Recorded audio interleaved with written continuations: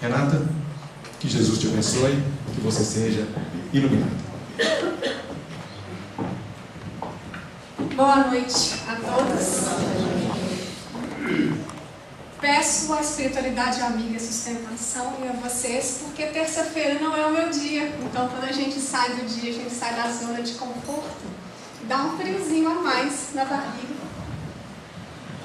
Mas é uma delícia falar sobre o tema de hoje, dentro do projeto Caridade, dentro da Semana Carita, com o tema Evangelho, o Caminho, o subtítulo Ser Feliz. E eu sempre gosto de voltar um pouco nessa história, porque os temas eles têm uma correlação.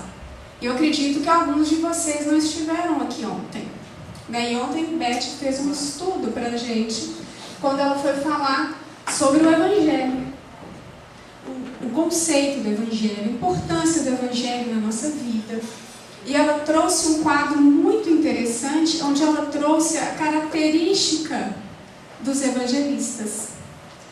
A forma com que eles escreviam, para quem eles escreviam.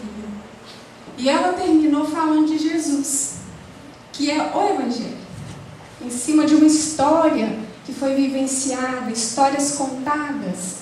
Porque quanto mais a gente conhece Jesus, mais temos a oportunidade de sentir a importância dele na nossa vida. Vocês conseguem identificar de onde que é essa frase de Jesus, ser feliz?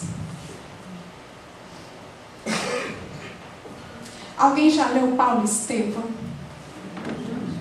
Vou fazer a pergunta oposta. Alguém nunca leu Paulo Estevão? Levantem a mão para mim, por favor. Vou dar um baita spoiler para vocês do livro. Essa é uma frase de Jesus para Paulo.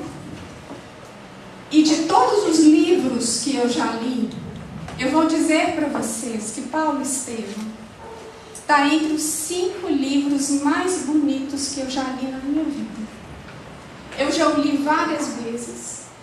Todas as vezes eu me emociono, todas as vezes eu choro. Ontem, quando eu terminei o estudo, eu terminei chorando, porque a história dele é muito bonita. É uma história que inspira, uma história que motiva, e por isso que eu pedi a sustentação da espiritualidade, para que nós consigamos conversar de coração para coração, numa história que é pura emoção. Uma história de alguém que conseguiu sentir, viver o Cristo e se modificar dentro do Evangelho, escolhendo ele como roteiro.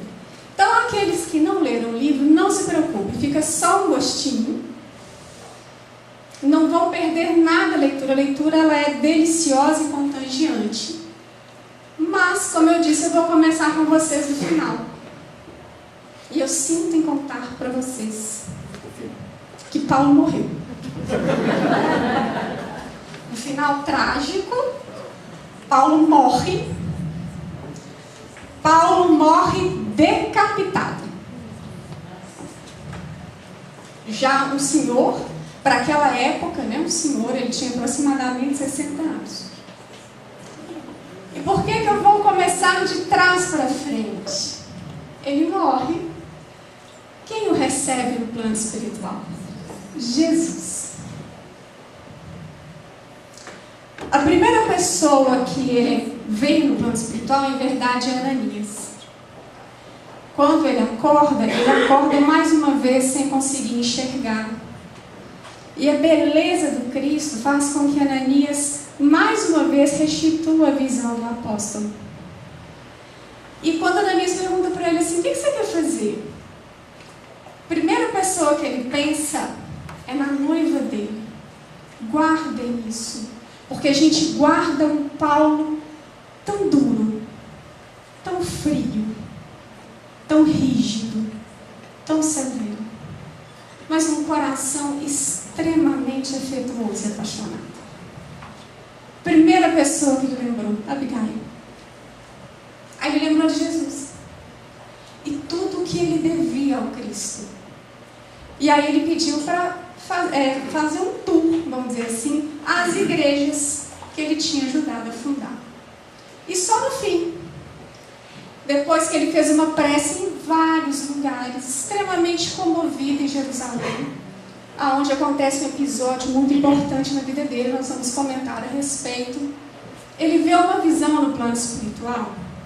Gente, se alguém tem aqui o dom da pintura, do desenho, eu vasculhei a internet ontem para ver se alguém tinha esse desenho, ninguém tinha feito. E essa para mim seria a capa do livro de Paulo Estevão.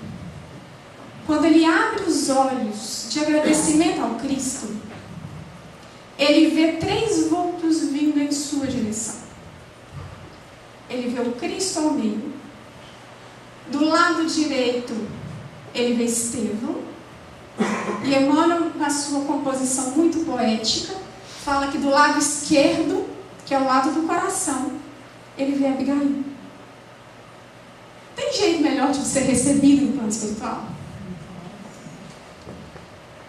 Ser recebido por Jesus e pelas pessoas que você mais ama e mais admira, com uma lucidez e uma gratidão imensa. E Paulo, sem conseguir falar, Jesus vira para ele e fala assim: Paulo, ser feliz, vem agora aos meus braços. E ele chora compulsivamente. Mas aí ele continua a frase: porque é da vontade do meu Pai que os verdugos e os mártires se reúnam no seu reino. Porque só quando a gente fala assim, vem aos meus braços, a gente fala assim, eu vou. Aí ele vai falar em qual condição? Verdugos e mártires, todo mundo juntos. E aí a gente vai voltar na história de como Paulo atingiu o ápice da felicidade. Como diz Emmanuel no prefácio de Paulo e Estevão, não tem como falar de Paulo sem falar de Estevão, porque Paulo não seria Paulo sem Estevão, assim ele diz. Então a nossa história vai começar com Gesiel. Como eu disse para vocês, eu vou dar um bando de spoiler para vocês. Não se preocupem, quem não leu, volto a dizer aqui, gente, são pequenas pinceladas de uma obra que eu brinquei com o Cláudio ontem, que dava para fazer uma semana carta. Semana Paulo de Tarso.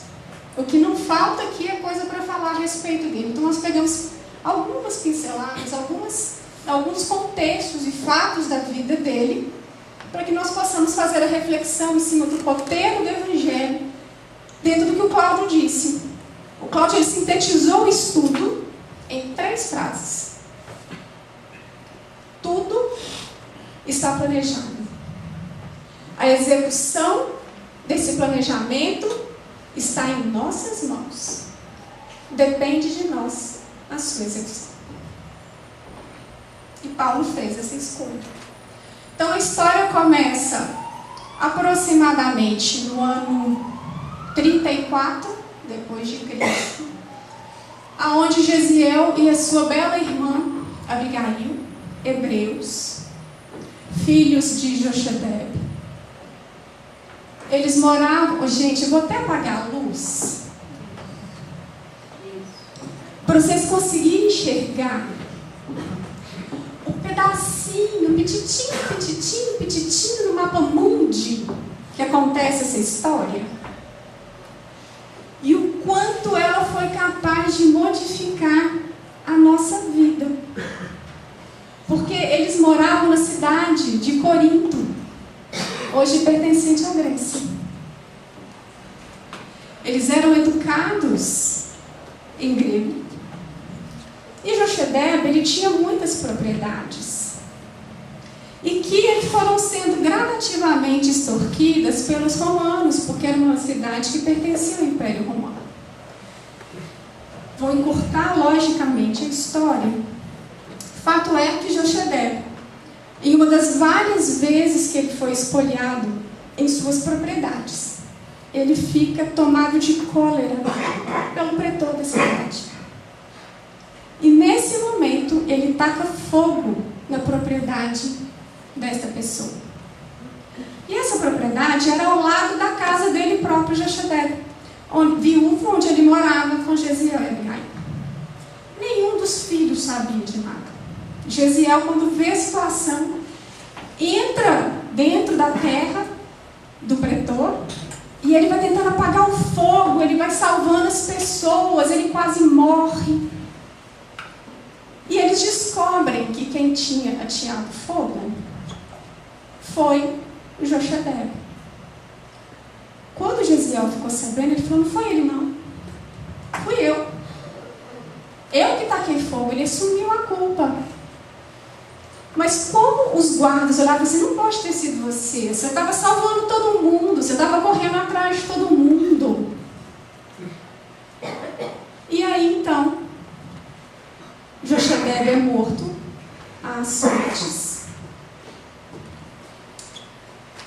Abigail, ela é levada de Corinto para Jerusalém.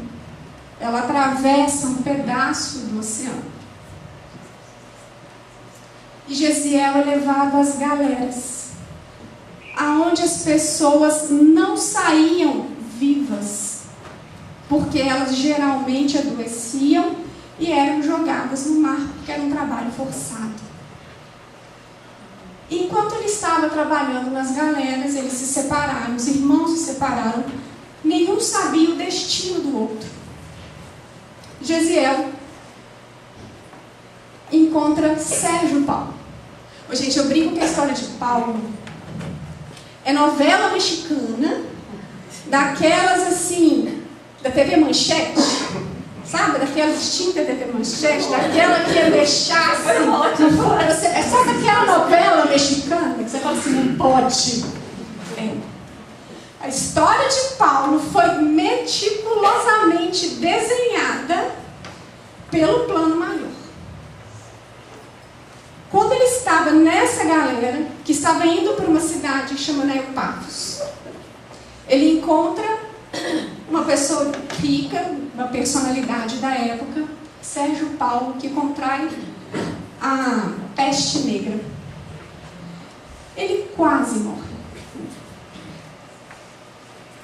E Jesiel trata dele com tanto carinho e com tanto empenho que ele se restabelece. Só que o próprio Jesiel contrai a lepra. Sérgio Paulo, tomado de compaixão, quando ele chega no porto de Jope, deixa lá Jesiel e fala: olha, estou te libertando, mas não conte para ninguém que eu fiz isso, porque senão quem vai ser preso sou eu. Tome aqui algumas economias e não fale nada a ninguém. Então Sérgio Paulo liberta Jesiel da escravidão no porto da estrada de Jope. Eu gosto de mapas, gente, eu preciso de visualizar. Ele sai de Corinto, ele vai para Jope, pertinho de quem? De Abigail. É ou não é um enredo de novela mexicana? E aí, então, como dificuldade pouca é bobagem, quando ele chega a Jope, totalmente tomado pela peste, em febre, praticamente morto, ele é assaltado. Mas existem ladrões bonzinhos, porque ele ficou com dó de Jesiel. Pegou o dinheiro e deixou ele na casa do caminho, que à época estava à frente dela Pedro, o apóstolo, junto com João, Zebedeu e Tiago. Vai piorar, gente. A espiritualidade, eles vão fazendo coisas intrincadas assim, ó, dentro do nosso planejamento, que é incrível. Vamos lá. E aí, Emmanuel descreve Saulo de Tarso. E quando Emmanuel descreve Saulo de Tarso, o coração palpita. Porque ele descreve que chega à cidade dentro em breve um carro minúsculo, semelhante às bigas romanas, estacava à porta, tirado por 2 soberbos cavalos brancos. Imagina a cena. Um israelita numa biga com 2 soberbos cavalos brancos parando na porta da sua casa. Essa é a entrada triunfal de Paulo de Tarso no livro. O que já mostra que Paulo gostava de ser visto. Ele gostava de ser admirado. Ele gostava de pompas. E Emmanuel continua. O jovem Saulo apresentava toda a vivacidade de um homem solteiro, bordejando seus 30 anos. E ainda era um partidão. Uma pessoa que tinha alegria de viver. Uma pessoa que tinha presença e sabia utilizar-se dessa presença. Estamos vendo aqui algumas características da personalidade de Saulo. E Emmanuel continua. Na fisionomia cheia de virilidade e máscula beleza, os traços israelitas fixavam-se particularmente nos olhos profundos e percussientes que analisa, que avalia, que olha profundamente. Esses olhos que são próprios de temperamentos apaixonados e indomáveis, ricos de agudeza e de resolução. Vocês conseguem imaginar o que era a vibração de Saulo? Os traços característicos dessa personalidade, trajando a túnica do patriciado, falava de preferência ao grego, que mostra que ele era poliglota. Aqui se afeiçoara na cidade natal ao convívio de mestres bem-amados, trabalhados pelas escolas de Atene e Alexandria. Tiveram um panorama de Saulo? Vou tirar alguns traços. E nós vamos ficar neles muito tempo, porque nós vamos conversar como esses traços da personalidade dele foram desenvolvidos, para que nós possamos avaliar a nossa personalidade e como que ela também veio sendo desenvolvida ao longo da nossa existência. Paulo era vivaz, viril, de um temperamento apaixonado e indomável, rico de agudeza e de resolução. Os historiadores e os teólogos acrescem algumas características de Saulo àquelas trazidas por Emmanuel. Impetuoso. Nós vamos ver isso tudo ao longo da história dele, tá?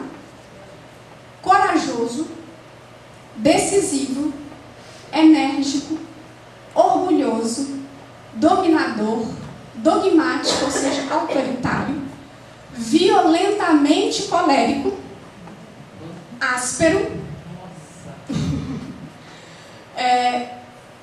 possuía uma grande fé e era capaz do mais terno amor. Alguém se identifica com algumas características de Saulo? Trazemos uma ou outra dentro da nossa personalidade. E aí a gente vai começar a falar sobre como uma ambientação reencarnatória é capaz de auxiliar no desenvolvimento dessas características. Em Atos dos Apóstolos, fala que ele é nascido em Tarso. Essa data aqui quem deu foi Emmanuel, aproximadamente no ano 5 da nossa era, na Cilícia. A Cilícia era uma cidade portuária. Então, logicamente, toda cidade portuária tem um número muito grande de pessoas diferentes. Saulo de Tarso, ele teve uma ambientação totalmente contrária de Jesus. Eu estava conversando com a Beth ontem, na hora que ela trouxe a ambientação de Jesus, toda simples, humilde. Na hora que ela colocou uma imagem de Jesus sentado à grama com os apóstolos, evangelizando. Alguém consegue imaginar Saulo de Tarso assim, sentado na beira do caminho, conversando com as pessoas de igual para igual? Nunca. Então, Cilícia era uma cidade portuária. E Saulo era obrigado a conviver com pessoas muito diferentes. A economia local era exportadora de lã caprina, pelo de cabra. O pai dele era tecelão.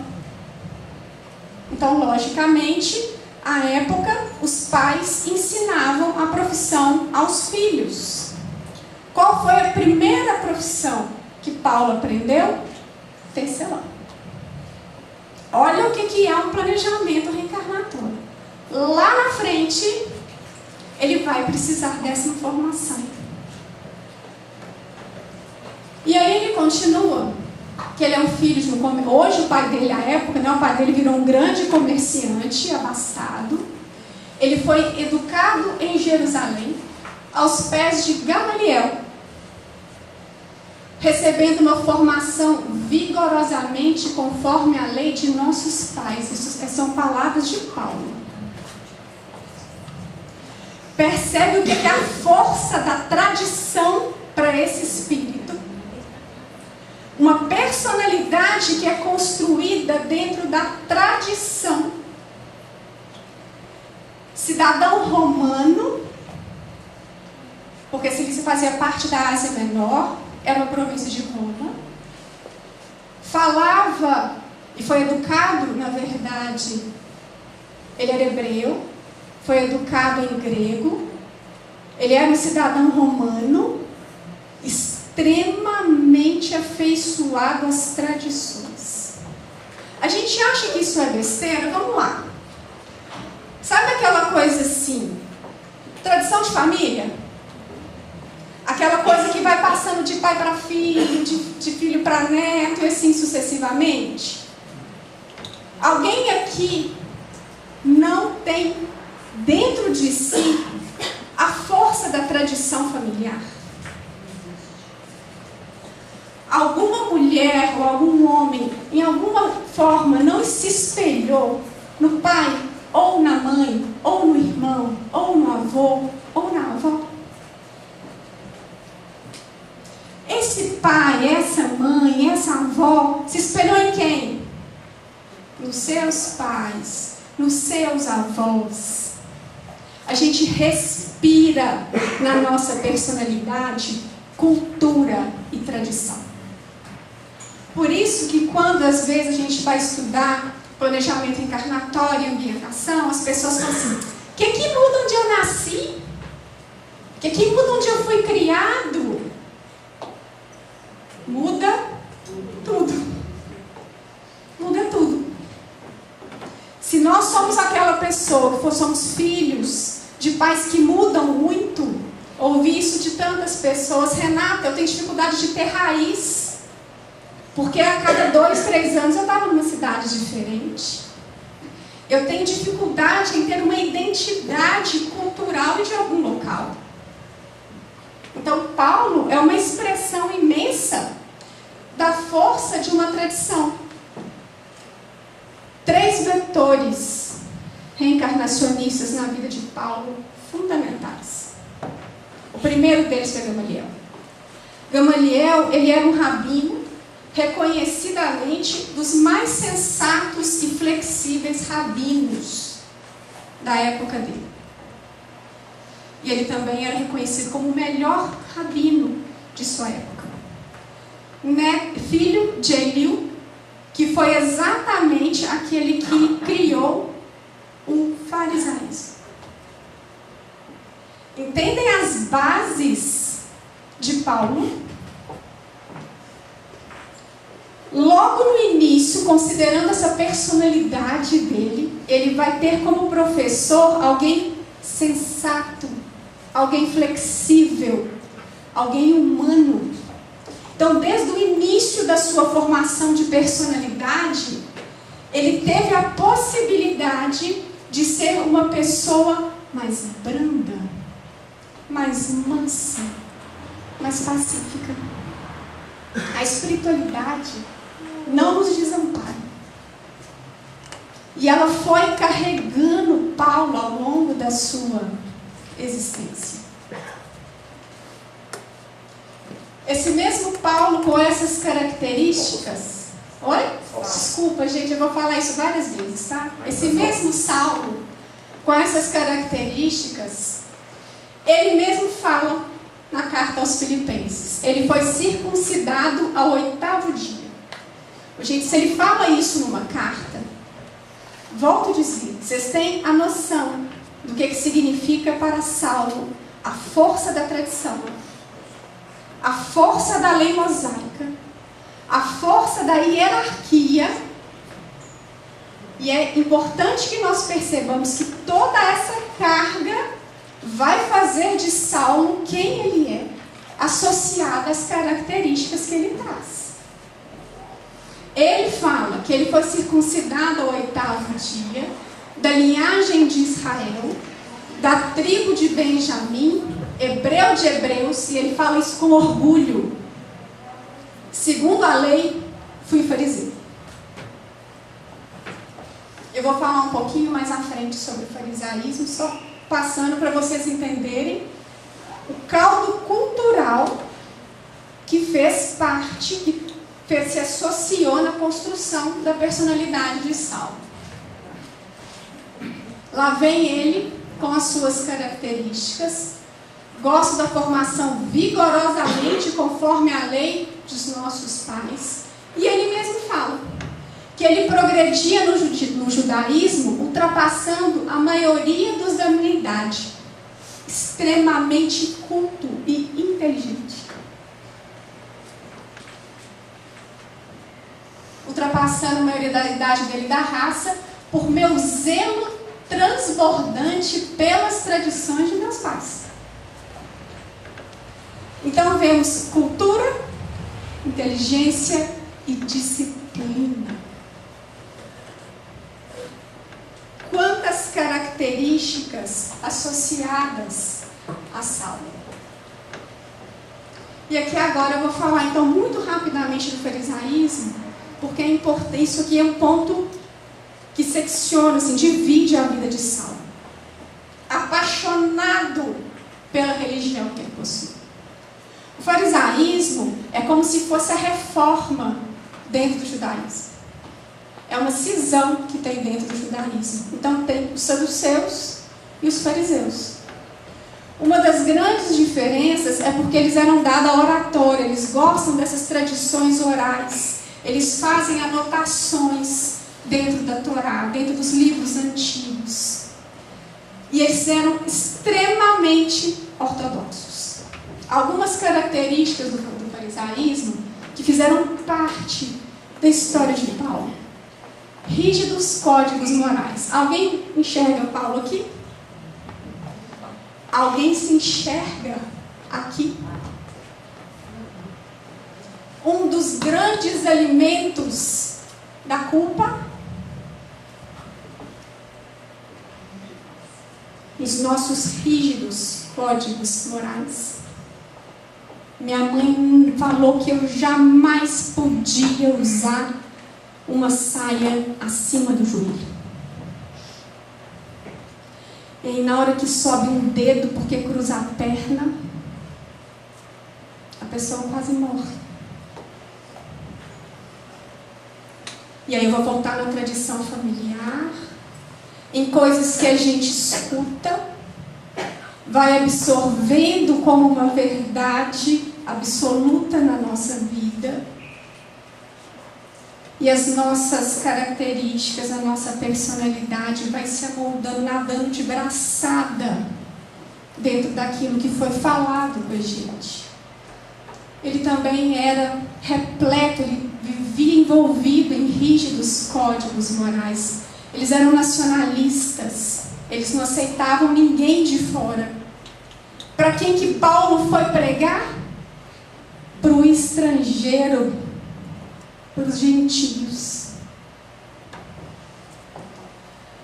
As transgressões eram punidas com extremo rigor no farisaísmo. Entendem por que Paulo mandava prender, matar? Desculpa, gente, Saulo mandava prender, matar, castigar, torturar. Era isso que tinha sido ensinado a ele. Se você não cumpre com o que deve, você vai ser julgado, punido e morto. E pouco interessa o que eu vou precisar fazer para atingir os meus objetivos. Os fariseus eram dados a práticas exteriores, aos cultos exteriores.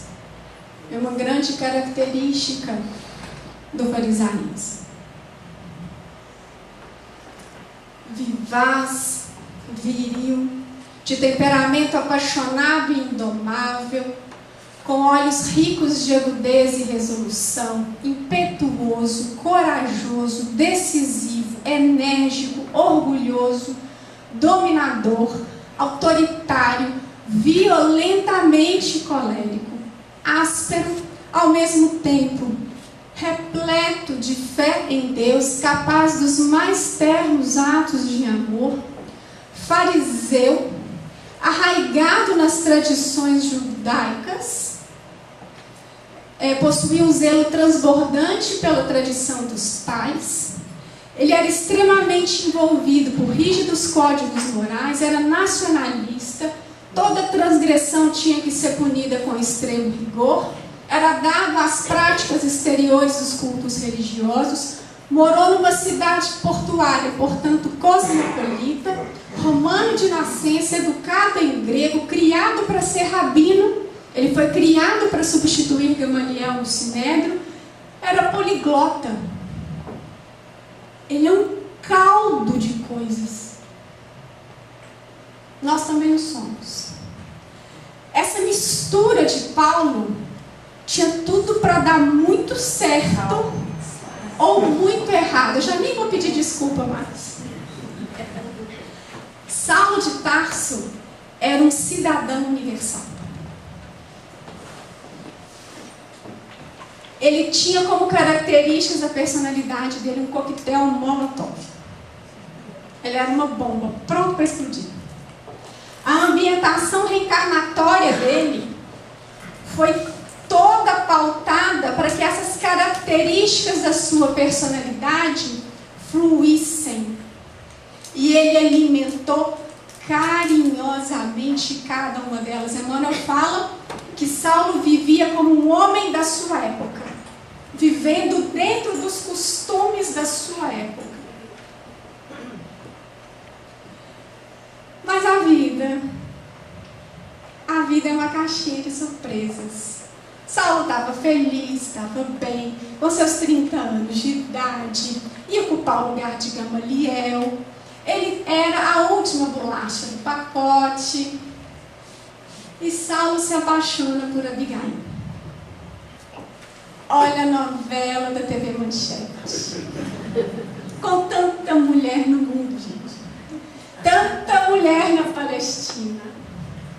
Ele vai se apaixonar exatamente por Abigail. E eles vivem uma linda história de amor. Aqui o segundo grande vetor reencarnacionista de Saulo. Porque Abigail era doce. Ela era suave. Em vários momentos de discussão no Sinédrio, ele falava que ia procurar Abigail no final do dia para que ela retemperasse o ânimo dele. Em vários momentos, quando ele achava que ele estava sendo ríspido demais, ele procurava Abigail para que ela trouxesse a ele serenidade.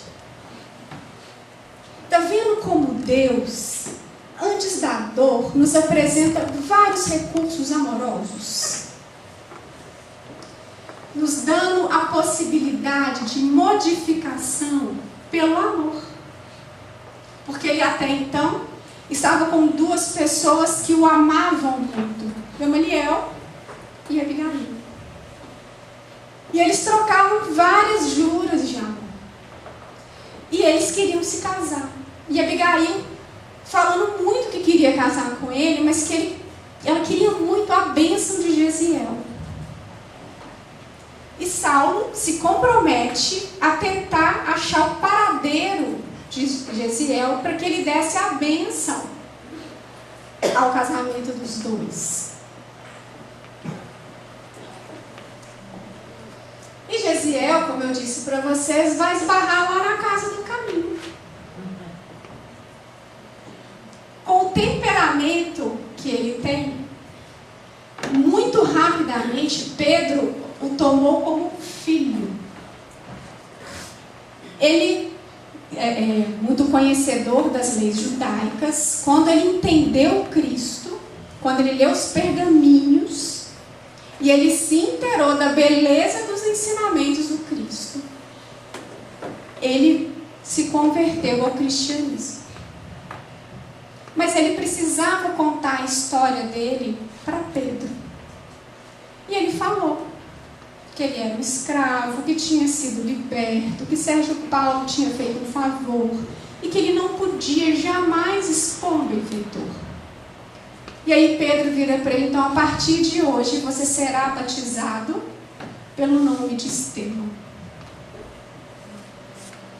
E assim o fez. Estevão, em pouco tempo, ele era um dos 5 personagens principais da casa do caminho. Vou trazer 2 características que associam Saulo a Jesiel. Agora, Estevão. Ambos estudiosos das leis, ambos disciplinados, ambos com temperamento apaixonado e donos de uma grande oratória. E então, Saulo fica sabendo das pregações de Estevão na casa do caminho. Começa uma grande discussão, 2 grandes oradores, 2 grandes apaixonados por Deus, um pelo coração e o outro pela razão. Saulo tomado por todas aquelas características que nós já dissemos, manda prender Jesiel. Encurtando a história, Estevão é levado a julgamento. E no dia do julgamento ele traz Abigail, porque seria o grande triunfo de Saulo no Sinédrio. Ele ia condenar e matar o primeiro cristão, que era Estevão. E Abigail falava com ele: tem certeza que não tem outro jeito? Tem que apedrejar? Ele falou: tem. Precisamos cumprir com rigor a lei. E qual não foi a surpresa de Abigail? Quando no momento do apedrejamento, ela descobre que Estevão era Jesiel. Janete Clélia ficar com inveja, viu? Pode ficar bom. Eu falei com vocês, o planejamento de Paulo, de Saulo, de Jesiel, Estevão, Abigail foi costurado lindamente, como o nosso também é. Sabe uma coisa que eu adoro conversar com as pessoas, com o casal? Como que os casais se conheceram? É uma das formas que eu mais vejo o planejamento reencarnatório funcionando. Eu acho uma delícia quando as pessoas falam para mim: eu conheci o meu marido, minha esposa no sacolão. A minha bateu no meu carro. Outra assim: não, era o primo do amigo, do vizinho, que estava numa festa. E aí a gente foi apresentado e nunca mais viu o primo do amigo, do vizinho. É aquela pessoa que às vezes vai para um lugar, só parece que é só para conhecer. os nossos planejamentos também são cuidadosamente rascunhados, desculpa. Terceiro grande vetor de Saulo, Estevão. O que são vetores? Pessoas que nos sustentam, pessoas que nos auxiliam, pessoas que também são responsáveis para nos auxiliar na nossa modificação. Saulo teve 3 recursos muito amorosos, porque Estevão também é uma pessoa extremamente amorosa, mas ele era um espinho na vida dele. O que Saulo queria? O que a gente quer com um espinho? Tirar, matar, afastar, separar, não conversar nunca mais, não quero te ver. Um grande recurso na nossa existência de modificação, o que a gente quer fazer com ele? Afastar. E Saulo, essa pessoa delicada que ele sempre foi, uma pessoa tomada assim de muita compaixão, quando ele vê a cena de Abigail abraçada a Estevão, praticamente morto, ele reconhece que ele matou o próprio cunhado, e ele olha para Abigail, o que ele faz? Termina o noivado. É uma alma muito sensível, uma alma muito doce. No mesmo dia, a mulher perde o irmão e o noivo. Não tinha como dar diferente. Ela adoeceu.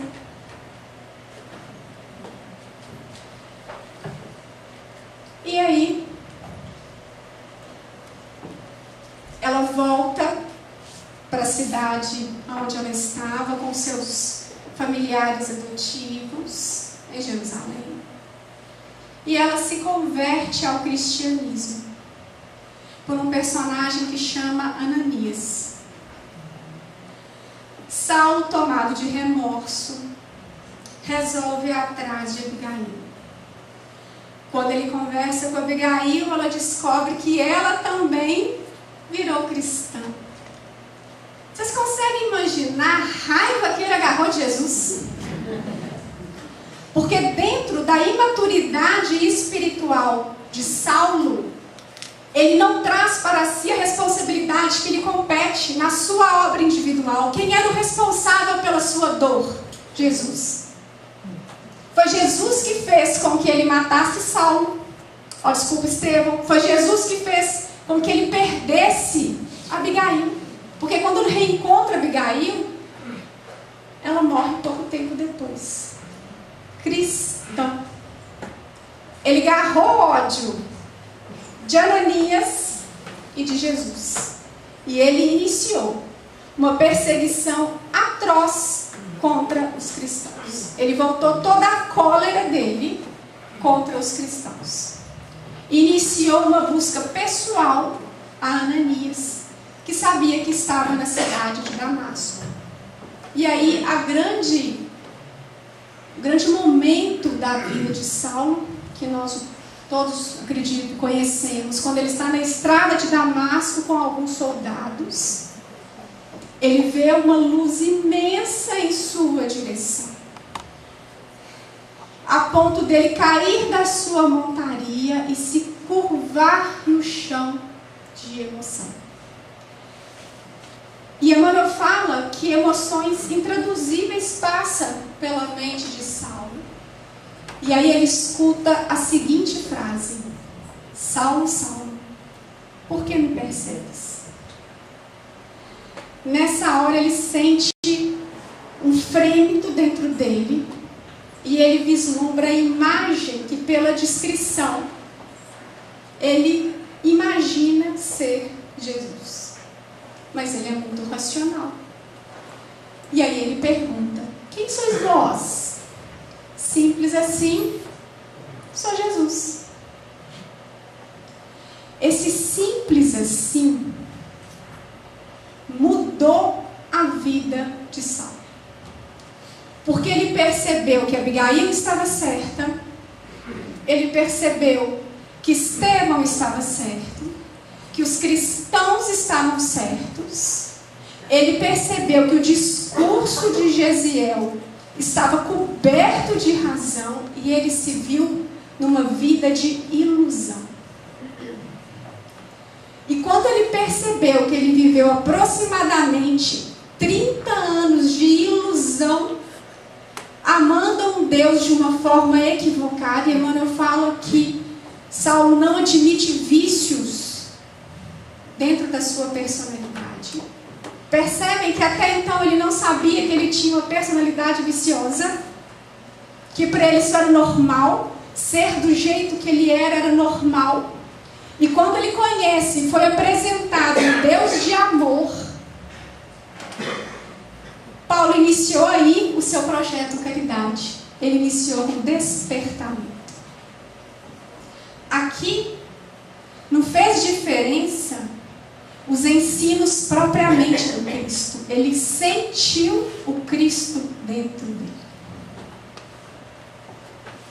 E é esse encontro dessa graça, quando a gente sente o Cristo dentro da gente, essa presença dentro da gente, pulsando dentro da gente, em que faz que nós reavaliemos toda a nossa história existencial. A gente tem a oportunidade de despertar para a realidade do Espírito imortal. E foi isso que Saulo fez no momento que ele sentiu a vibração do Cristo. E quando ele se viu ali perdido, Jesus se aproxima dele e fala assim: Saulo, não recalcitres contra os aguilhões. Não luta contra as dificuldades da vida que servem para te educar. Aguilhão, a frase escolhida por Jesus foi muito bem escolhida, porque aguilhão é aquele instrumento que se utiliza para domar animais.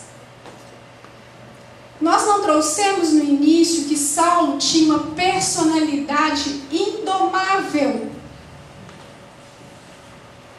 Jesus mostra para ele que é possível domar-se pela lei do amor. Quando Saulo se viu vencido, chorando, agradecido ao Cristo, ele pergunta: Senhor, o que quereis que eu faça? E ele dá o próximo passo no projeto Caridade dele. Ele se entrega. Quando ele se vê vencido no mundo, sustentado pelo Cristo, a sua única tábua de salvação, de todos os seus valores, onde toda a sua história precisaria ser reescrita, ele se entrega para um novo roteiro. O que você quer que eu faça? Igual menino. E Jesus vira para ele e fala assim: levanta-te, Saulo. Igual ele falou para Lázaro: levanta, faz a tua parte, não fique preso ao passado, não fique preso à culpa, levanta e vá para a cidade, e lá te será dito o que convém fazer. Igual Jesus faz com a gente. Quando a gente para no momento de dor, de dificuldade, às vezes de desespero, e a gente se permite entregar ao Cristo e pede uma solução. Quantas vezes a gente não recebe um telefonema?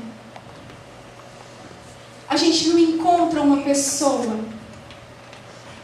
A gente não recebe uma inspiração nos auxiliando na consolidação do nosso caminhar. Porque não nos é entregue nada pronto. Por isso que eu falei que Cláudio resumiu o estudo em 3 frases. Qual foi a segunda frase que ele disse? Depende de nós a realização do nosso planejamento encarnatório. Foi o que aconteceu com Saulo. E aí ele vai para uma estalagem, ele vai primeiro atrás de um amigo dele que não recebe, o mesmo Sadoc, que é onde inicia o livro. Ele vai para uma estalagem. E aqui, gente, eu vou fazer um parênteses, porque Ananias, ele precisa ser uma personagem estudada psicologicamente. Porque o que Ananias se propõe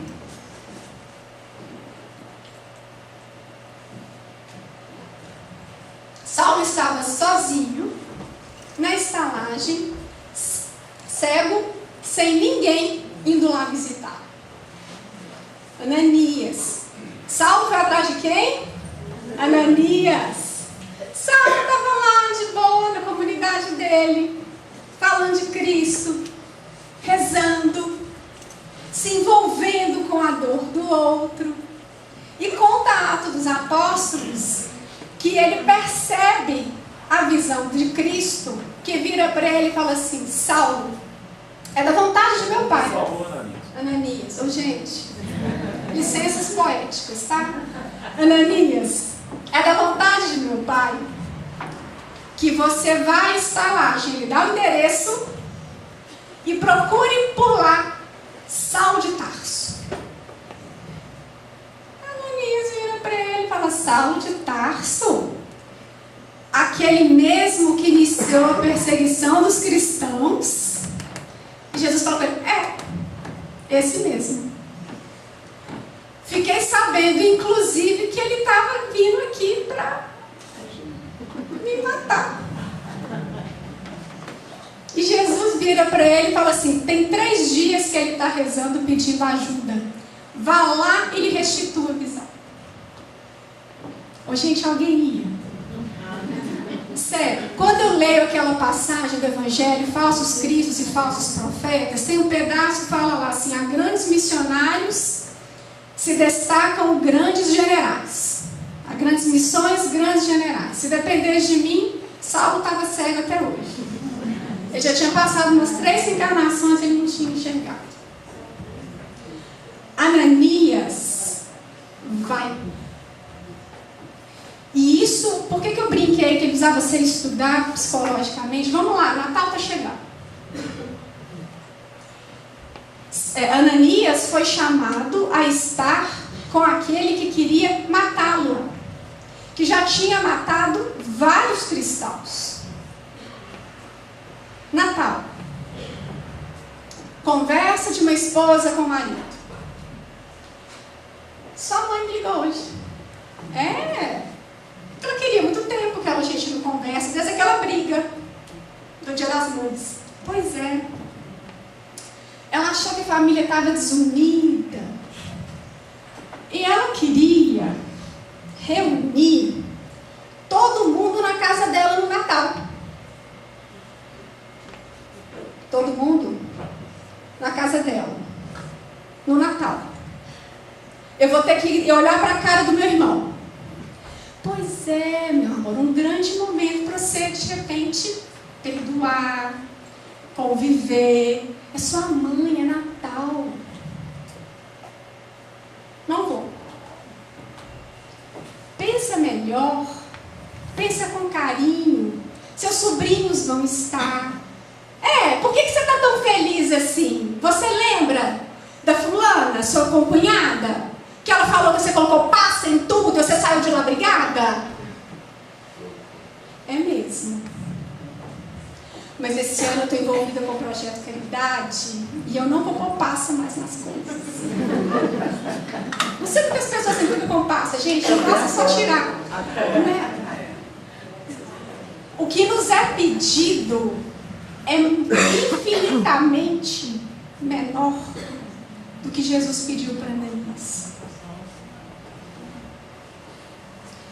Quando Jesus estimula Ananias a vencer o próprio medo no relacionamento, nós somos convidados a perder os medos, as amarras nos nossos relacionamentos todos os dias.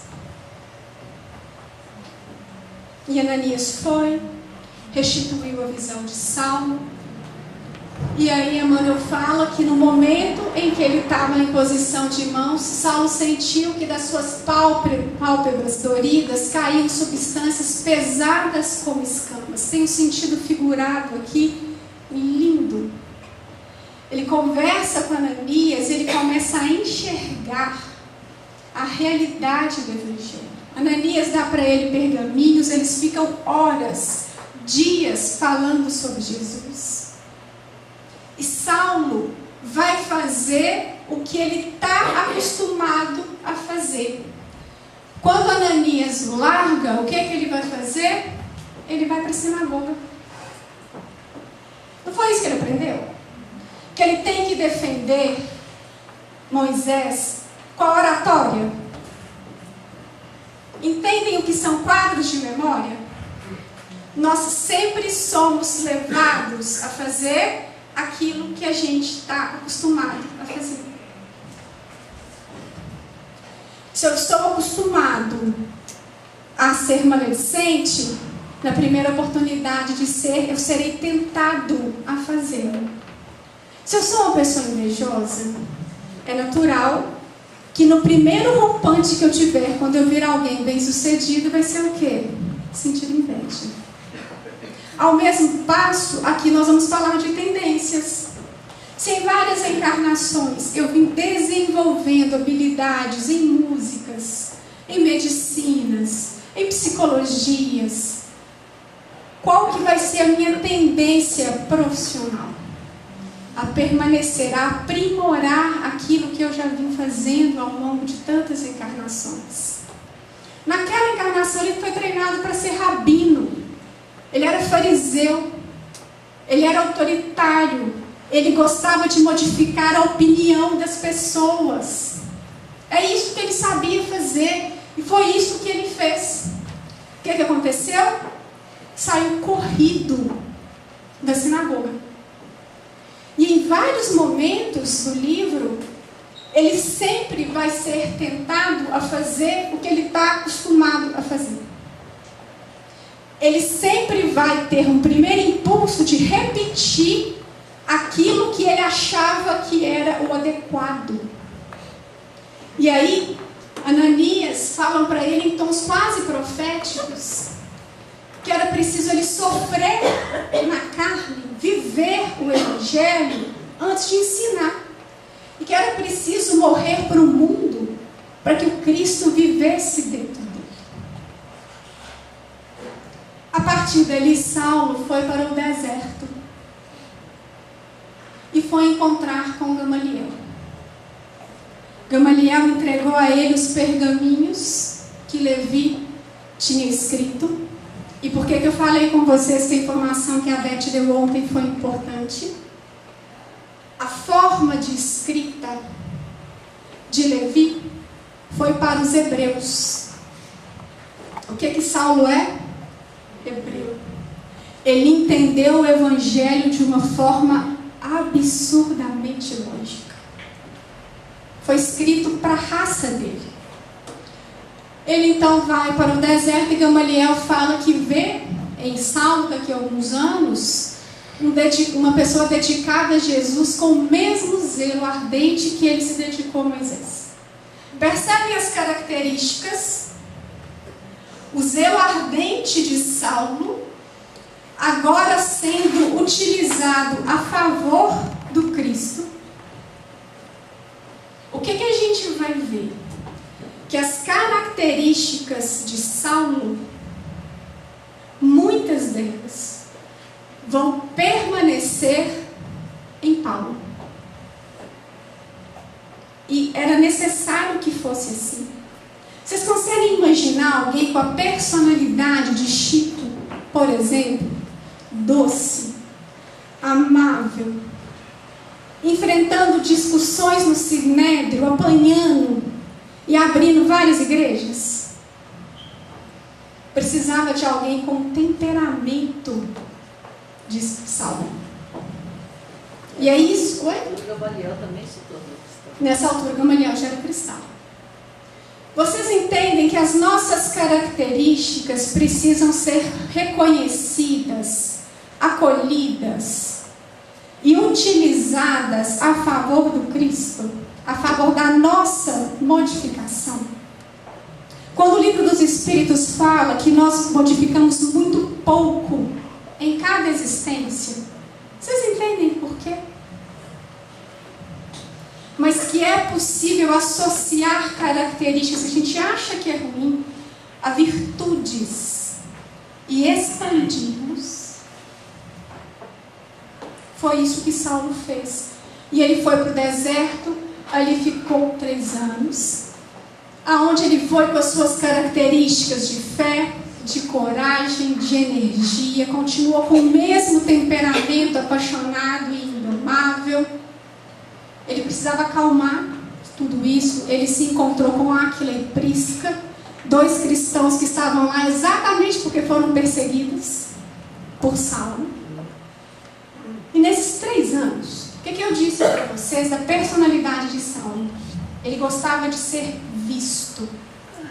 Ele gostava de aparecer. Ele vivia com toda a pompa que existia à época. Ele foi para um deserto onde só iam homens e mulheres casadas, porque não tinha nada para fazer. Ele era um dos poucos solteiros. E ele começou a disciplinar os seus pensamentos, os seus hábitos. Ele desenvolveu a sua função de tecelão, que foi exatamente a profissão que o pai dele tinha ensinado.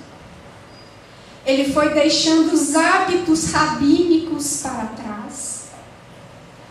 E nessa quietude, ouvindo pessoas simples, humildes, ele foi entrando num outro patamar de vibração, a ponto dele conseguir estar em conexão com Estevão.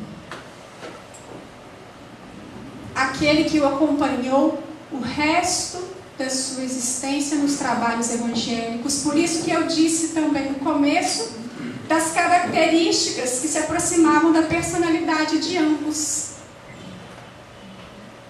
Um dos grandes vetores da vida dele tinha exatamente as mesmas características que ele tinha, associadas a qualidades inenarráveis. Passado 3 anos no deserto, o que a gente acha? Agora Saulo prendeu, né? Prendeu, claro. Não, ele sai dali e vai para a sinagoga. Porque é isso que ele sabe fazer, gente. Ele melhorou. A gente também não melhorou? Vamos avaliar a nossa encarnação, nossa trajetória reencarnatória. Nós não melhoramos? Alguém vai parar para analisar e falar assim, não, eu não sou uma pessoa um pouco melhorada do que eu era há alguns anos?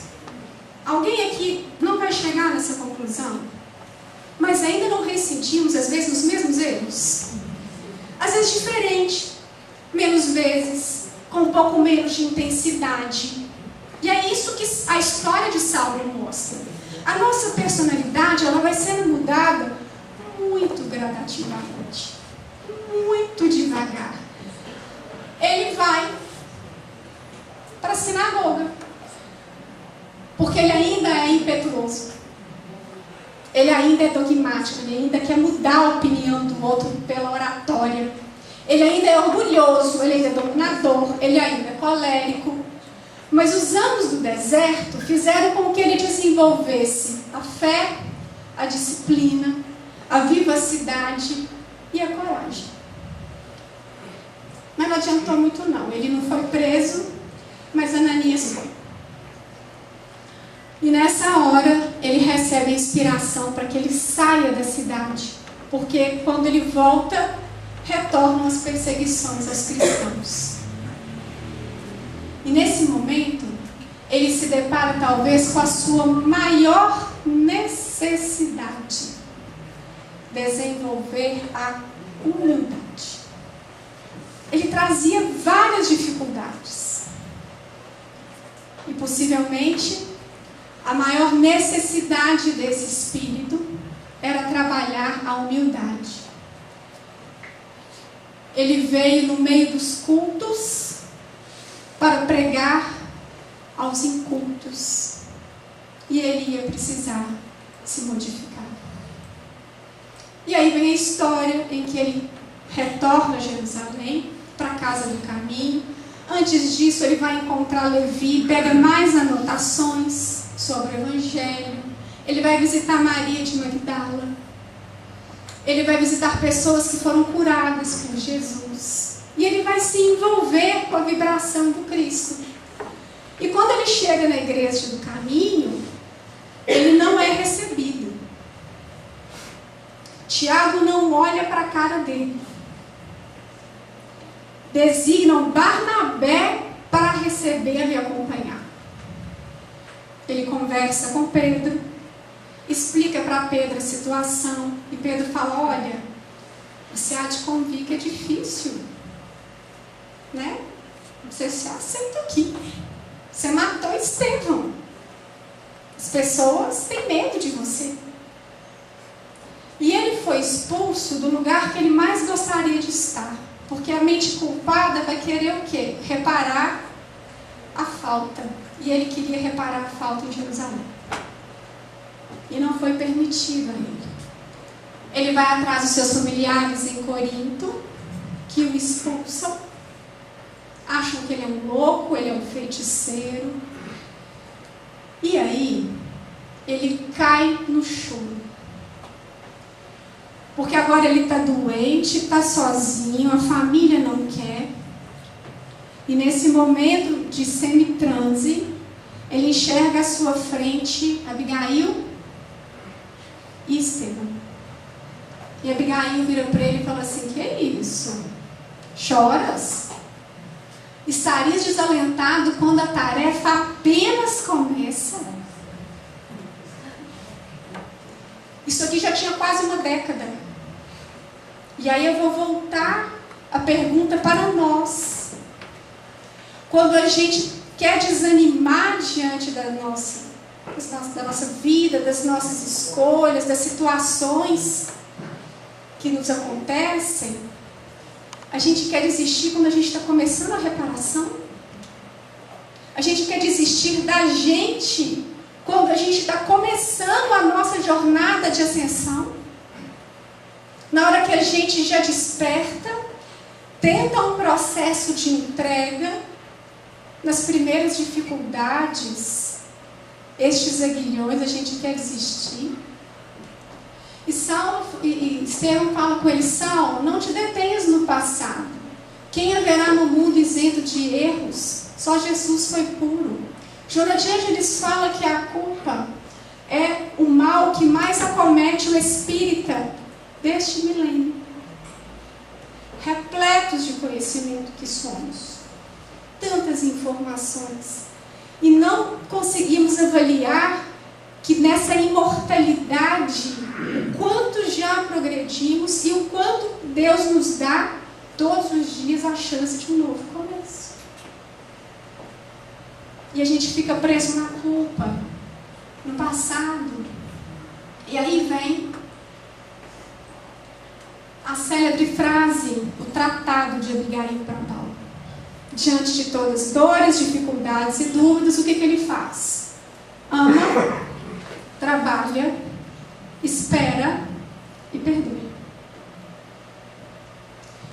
E ele continua na sua jornada. Ele vai, junto com Barnabé, a Antioquia, ali faz uma igreja. E aqui vem um outro detalhe interessante. Ele se encontra com Lucas. Lucas, médico, é onde tem a narrativa mais bem detalhada da vida de Jesus. Escreve para quem? Para os gregos. Saulo foi educado por quem? Gregos.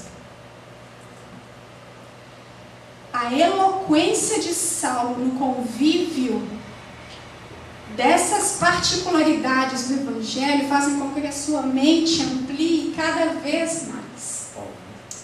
Ainda Saulo. E Saulo viu a necessidade de levar a boa nova a outras gentes, abrindo novas estradas. E aí Saulo, Barnabé e João Marcos começam nessa jornada. E João Marcos quer desistir no meio do caminho. E aqui a gente vê a característica rigorista ao mesmo tempo pura, de Saulo. Quando João Marcos quer abandonar o caminho, ele vira e fala assim: vai. Na marcha, João Marcos regressa a Jerusalém, e Paulo lhe diz que na marcha para o Cristo, todos devemos chegar bem. Os que se desgarram têm de chegar bem por conta própria. Vai na fé. Eu continuo com Barnabé. Para vocês verem o que era um temperamento que, para manter a ordem, ele era áspero.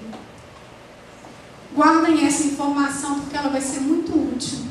E aí Janete Claire remexeu em tudo. Remexeu, porque na hora que ele chega em uma das cidades, ele era um grande estrategista, a mente dele foi criada para isso, um grande estrategista. Ele só abriu igrejas nos lugares de grande relevância política. Aonde que ele vai? Neapafos. Aonde que ele encontra? Quem ele encontra? Sérgio Paulo. E ele cura Sérgio Paulo novamente da peste. Ele fala a respeito de Gesiel, fala que ele tomou o nome de Estevão, fala sobre esse momento entre os dois. E num ato de extrema humildade, percebe como a humildade está sendo construída dentro dele. Ele muda o seu nome de Saulo para Paulo, em homenagem a esse benfeitor de Estevão. Ele vai perdendo cada vez mais o personalismo da sua obra. Saulo era um líder, com todas as características de um líder. Paulo, um líder, com todas as características de um bom líder, com o seguinte compromisso: a universalidade do cristianismo. Não falei no início que ele era um cidadão universal? Com toda uma ambientação reencarnatória, para que isso assim fosse, traços de personalidade de um líder. Só que para que essa obra se concretizasse, na plenitude desenhada para ele num plano maior, era necessário modificações íntimas. Porque todos nós temos compromissos individuais conosco, compromissos existenciais. O nosso compromisso é com o nosso progresso. O segundo compromisso de Paulo era o universalismo do cristianismo. O primeiro era com ele mesmo. Mas para que ele entendesse tudo isso, ele precisou primeiro entender o externo, para depois entender o interno. E batalhar nesse interno. E a gente vai vendo ao longo da obra, ao longo das suas cartas, que o dogmatismo, essa imposição das ideias, ele é trocado pelo debate. Principalmente contra o farisaísmo. E aqui um ponto interessante em Paulo, para a gente ver como que nós não perdemos as nossas características. O que ele combatia? O farisaísmo, principalmente as práticas externas, os cultos externos e nenhuma modificação íntima. E ele fala que é evidente que pela lei ninguém será justificado diante de Deus, porque o justo viverá pela fé. Olha aqui as características de Paulo se formando. Quando se fala de justificado diante de Deus, se fala de justo. Justo tem a ver com comunhão, aliança com Deus, sem se afastar das suas leis. Então ele fala assim, é evidente que pela lei, que só pela observância das regras, só ler o Evangelho, não adianta. Só vir à casa espírita, não adianta. Só vir aqui fazer as atividades que nós fazemos normalmente, não adianta. Porque nós seremos considerados justos Nós estaremos em comunhão com Deus. Nós estaremos em aliança com Deus. E aqui tem todo um contexto que eu não vou entrar, que vai desde do rompimento dessa aliança com Adão. Porque o justo viverá pela fé.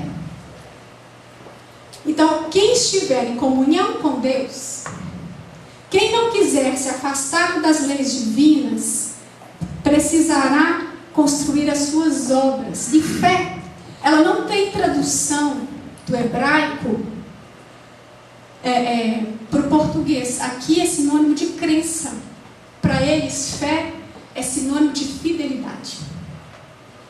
É sinônimo de confiança. De estado de obediência e comprometimento. Agora imagina todas aquelas características que eu dei para vocês e associa a fé nesse entendimento. Por que Estevão disse para ele e para Abigail, quando ele estava quase morrendo, que a mesma devoção que ele servia a Moisés, ele serviria ao Cristo quando conhecesse? Por que Gamaliel disse a ele que veria defendendo Cristo com o mesmo zelo ardente de antes? Porque ele entendia o contexto da fé. Paulo se envolvia pela fé. Ele falava que a salvação vem pela fé com obras, pela fé daquele que se compromete, que obedece à vontade de Deus. Por isso que ele se permitiu mudanças tão profundas,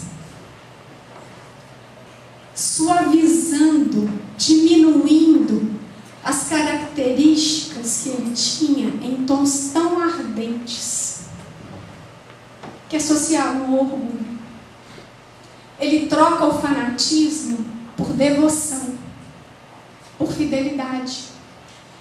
Ele troca o orgulho, ele vai suavizando, diminuindo, desimpactando esse orgulho na sua personalidade, não permitindo personalismo na sua obra. Ele fala várias vezes que as cartas são de inspiração de Jesus. E Emmanuel fala que as cartas são de inspiração de Estevão. Então a gente vai ver um espírito que vai cada vez se diminuindo para que a obra do Cristo possa crescer. Ele troca o seu orgulho pela humildade diante de Deus. Ele troca o seu orgulho e começa a servir.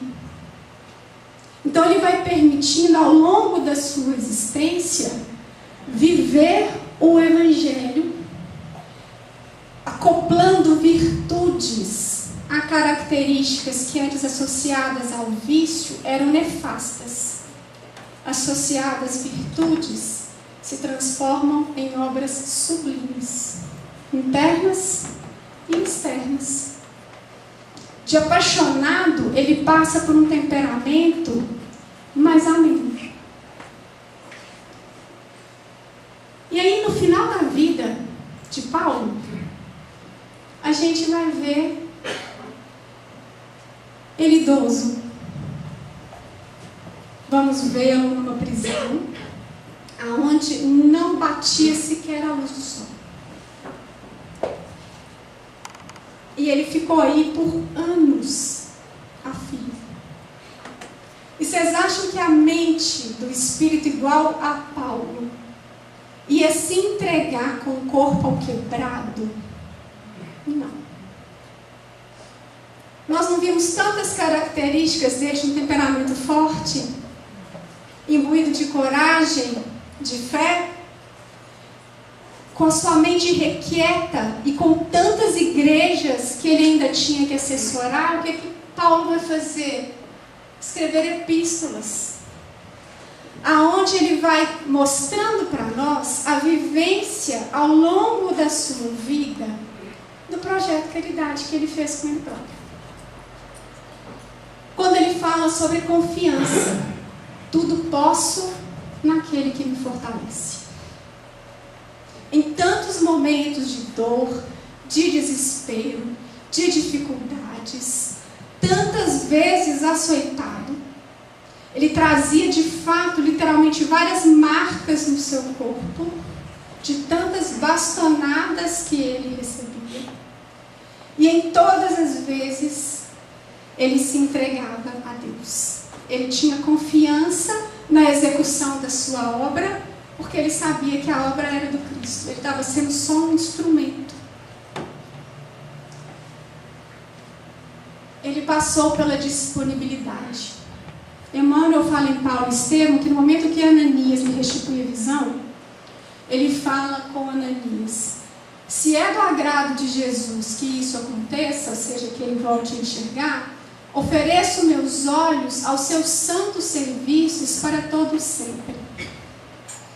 E eu fiquei pensando, quando a gente se permite colocar integralmente à disposição do Cristo, com os nossos familiares, com os nossos amigos, os nossos locais de trabalho aqui, a gente se coloca de corpo e alma a serviço do Cristo. Eu gosto tanto quando o Evangelho fala que antes de iniciarmos uma obra, que a gente eleve o nosso pensamento a Deus, buscando inspiração. E que quando concluída a obra, que a gente também faça uma prece e um agradecimento. Quando a gente se entrega dentro desse processo, a gente se disponibiliza ao trabalho íntimo. Quando ele fala de uma vivência íntima para que essa obra dentro dele fosse construída, do roteiro do desprendimento. E ele fala que esquecendo-se das coisas que para trás ficam e avançando para as que diante de mim estão, prossigo para o alvo. A culpa, ela serve única e exclusivamente como uma sinalizadora de uma consciência equivocada. Ao mesmo tempo, ela te impulsiona para fazer diferente. Vai, não peques mais. E ela não pecou mais. Quando ele vai falar de uma vivência dentro do Evangelho, nós tivemos um mês falando tanto sobre a firmeza, a necessidade de sermos firmes diante das nossas escolhas, da vivência do Evangelho. Entendem o que é um temperamento resoluto? O quanto isso fez parte da personalidade de Paulo, e era essencial que assim fosse, quando ele fala: tudo me é lícito, mas nem tudo me convém. Tudo me é permitido, mas nem tudo edifica. Tudo me é permitido, mas eu não me deixarei escravizar por nada. Ele era escravo de Jesus, ele falava isso várias vezes. A gente vê um espírito que vai transformando numa fase mais madura, mais consciente diante das escolhas. Aonde ele passa pela vivência de um roteiro de igualdade. Irmãos, se algum homem chegar a ser surpreendido em alguma ofensa, vós que sois espirituais, se fosse hoje vós que sois espíritas, encaminhai o tal com espírito de mansidão, olhando por ti mesmo, para que não sejas também tentado. Levai as cargas uns dos outros, e assim cumprireis a lei de Cristo. E foi isso que ele fez. Ele acolhia, ele amparava, ele sustentava. Percebe uma personalidade que vai ficando afetuosa? Que aquilo que ele conseguia ser apenas com Abigail, ele começou a ser com uma comunidade inteira. Uma lucidez, uma autopercepção invejável. Quando ele fala que ele se apresenta circundado ao 8º dia, de linhagem de Israel, da tribo de Benjamim, hebreu de hebreus, segundo a lei do fariseu, passado, ponto. E hoje, segundo o zelo, sou obrigado a falar, sou perseguidor da igreja. Mas segundo a justiça que há na lei, sou irrepreensível.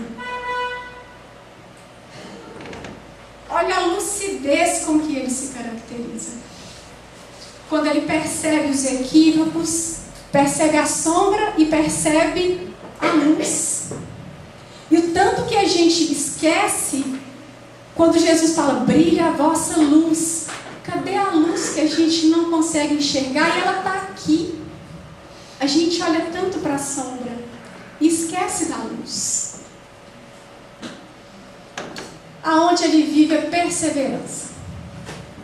Portanto, tornai a levantar as mãos cansadas e os joelhos desconjuntados e fazei veredas direitas para os vossos pés, para que o que manqueja não se desvie inteiramente, antes seja sarado. A gente poderia ficar um bom tempo só para entender o que ele quer dizer com isso aqui. A grosso modo, de uma forma muito superficial, tornai a levantar as mãos cansadas, como a dele tantas vezes teve, de tanto apanhar, os joelhos ficaram desconjuntados. Mas façamos escolhas corretas, escolhas que nos engrandecem, escolhas que nos educam, para que nós que ainda manquejamos nos nossos vícios, não desviemos do nosso caminho quando a gente não tiver ação. E ele vive o roteiro da fé. Uma grande característica da sua personalidade, que quanto mais ele desenvolvia, mais trabalhava a sua necessidade, que era a percepção da humildade. Combati o bom combate, terminei a minha carreira, guardei a fé. E aí vem a tão desejada humildade. Gente, eu podia ter escolhido várias passagens para falar sobre a humildade. Mas como eu disse para vocês no meio do caminho, pelo espírito de rigorismo à lei, e porque ele queria que tudo fosse cumprido meticulosamente exato, João Marcos ficou para trás. Num determinado momento, Barnabé vira para Paulo e fala assim: Paulo, vamos continuar a nossa viagem às igrejas, mas a minha irmã quer que João Marcos venha conosco. Fala: João Marcos? Não. Mas minha irmã pediu, ele falou: não posso. Não posso permitir que uma pessoa que seja frágil, ela possa conspurcar a nossa obra. Não, ele não vai. E a sua rigidez nesse momento é tão grande que ele e Barnabé começam a fazer viagens separadamente. E na Epístola de Gálatas, na Epístola de Timóteo, a epístola mais amorosa que Paulo vai escrever, ele apresenta o seu lado mais afetuoso e mais humilde. Ele fala para Timóteo, a quem ele ama como um filho: procura vir ter comigo depressa. Só Lucas está comigo. Toma Marcos e traze-o contigo, porque me é muito útil para o ministério. Vocês conseguem imaginar o que é alguém como Paulo mudar de opinião? E falar isso textualmente? E foi isso que ele fez. E ele pediu que levasse Paulo. Que levasse João Marcos. Olha as características que voltam. Quando vieres, traze a capa que deixei em Trode, porque ele estava sem nada, e os livros, principalmente os pergaminhos. Ele era um grande estudioso. E não deixou de ser, mesmo na prisão. E por fim, a aspereza em delicadeza. Quando ele escreve a epístola aos Coríntios: ainda que eu falasse as línguas dos homens e dos anjos e não tivesse amor, seria como o metal que soa ou como o sino que tine. E ainda que tivesse o dom de profecia e conhecesse todos os mistérios e toda a ciência, e ainda que tivesse toda a fé de maneira tal que transportasse os montes e não tivesse amor, nada seria. Agora, pois, permanecem a fé, a esperança e o amor. Estes três. Mas o maior destes é o amor. E Paulo aparece resplandecendo a imagem do Cristo. Já não sou eu mais que vivo, mas o Cristo que habita em mim. E esta pessoa que sai de Saulo a Paulo, na última epístola que ele escreve da prisão, que é aos Gálatas, ele fala, desde agora ninguém me inquiete, porque trago no meu corpo as marcas do Senhor Jesus. Literalmente, no corpo, na alma. Aquele que se permitiu mudar e seguir o roteiro do Evangelho. Ele termina a carta falando: a graça de nosso Senhor Jesus Cristo seja, irmãos, com o vosso espírito. Que a graça de Senhor Jesus Cristo esteja convosco, irmãos.